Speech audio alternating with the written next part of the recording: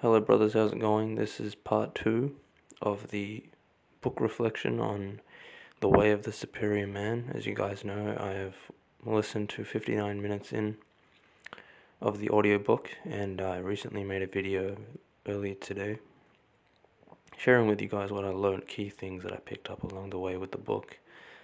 And as you know, I'll just be sharing with you things that I'm learning. I find it easier that way to learn and then to express what I learned so I don't forget it, and I kind of struggle with attaining memory. So I found a way now to kind of hold on to the things that I learn so I can listen to them again. But I'll definitely be listening to the audiobook again, and that's just a way you can do it to understand. So another thing that I wanted to mention, this is why I made part two, so I didn't cram everything in one long video, but the mind, the author talks about the mind, and he talks about how you cannot let the mind to tell you what to do. And the mind in itself has a feminine nature. It's always moving, it's always changing. You cannot use it as a source of stability, because it's always changing, it's always moving. It's like the weather. Your heart is like the weather, your mind is like the weather. And if you think about it, one day you might be happy, then sad, then your mind might feel cloudy, then it might feel clear. Or, if you think about it like that, and it made a lot of sense to me. And I struggled with this a lot, trying to resolve the mind. He said, don't try to resolve the mind. Don't try to resolve your mind or try to get answers from it. Your mind is just having a dance.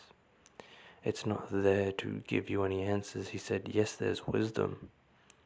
Yes, there's wisdom that comes from your own thoughts, but your mind is not where you get your answers from. You can never settle your mind. Your mind will always be dancing. And you have to love your mind. This is the things he was saying. To love the feminine, you must accept it, but not listen to it. This is really tricky. And I'm going through a bit of a stressed moment right now. So my thoughts are racing quite a bit, so I can't really understand this right now, but it makes a lot of sense when he says that. You can't trust your mind. You can't trust it. You gotta know what is right and what is wrong, not from what your mind tells you what is right and what is wrong. Because you can't trust your mind, because it's always changing. You don't identify with your thoughts. You don't identify with the voice in your head. That isn't you, because that voice will change. These voices change. It's like the ocean. It's like in motion, and that's what he was saying.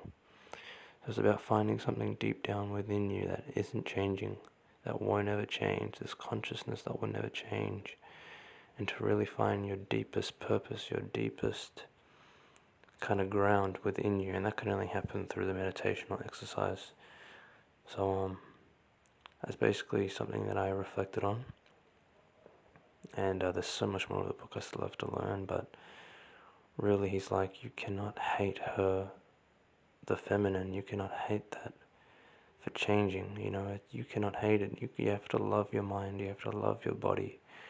He said that the relationship with your body and the relationship with your mind is the relationship that you have to women, because women, people say they can never make their mind up, they're always changing, 1 minute they're this, 1 minute they're that. That's just her nature. She's life herself, she's expressing herself like the ocean expresses itself. So it's just something really amazing. Still so much I still have to learn and find out.